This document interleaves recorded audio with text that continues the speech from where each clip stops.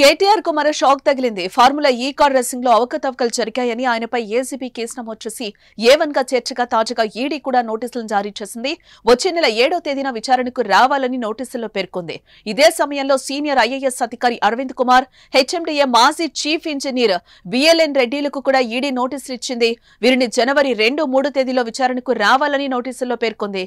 Formula ఈ car race కేసును ACB FIR ఆధారంగా పీఎంఎల్వీ కింద ఈడీ విచారణ జరుపుతోంది. ఫెమా నిబంధనలను ఉల్లంఘించినట్లు ఈడీ అధికారులు గుర్తించారు. ఎఫ్ఏఓకు 55 కోట్లు నగదు బదిలీ, ఆర్థికపరమైన అవకతవకలు జరిగినట్లుగా ఈడీ అధికారులు అనుమానిస్తున్నారు. ఫార్ములా ఈ కార్ రేసింగ్ లో అవకతవకలు జరిగాయని కాంగ్రెస్ ప్రభుత్వం ఎప్పటి నుంచో కేటీఆర్ పై ఆరోపణలు చేస్తూ వస్తోంది. ఇటీవల మాత్రం ఏసీబీ రంగంలోకి దిగి కేసు నమోదు చేసింది. ఈ కేసులో A1 గా కేటీఆర్, A2 గా ఐఏఎస్ అధికారి మాజీ principal secretary Arvind Kumar, A3 గా హైదరాబాద్ మెట్రోపాలిటన్ డెవలప్మెంట్ అథారిటీ మాజీ చీఫ్ ఇంజనీర్ బిఎల్ఎన్ రెడ్డిగా పేర్కొన్నారు. ఆర్బీఐ మార్గదర్శకాలను ఉల్లంఘించి ఫార్ములా ఈ ఆర్గనైజర్స్ 2 విడతలుగా 55 కోట్లు చెల్లించిందని ఏసీబీ ఆరోపించింది.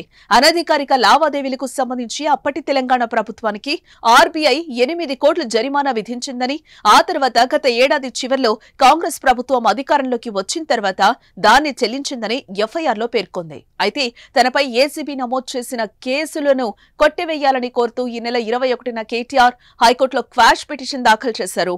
ఆ పిటిషన్ పై విచారణ చేపట్టిన ధర్మాసనం 2 విచారణలను జరిపి ఈ నెల 31 వరకు కేటీఆర్ ను అరెస్టు చేయకూడదని ఆదేశాలు జారీ చేసింది. ఏసీబీ కేసు తర్వాత ఈడీ రంగంలోకి దూకింది.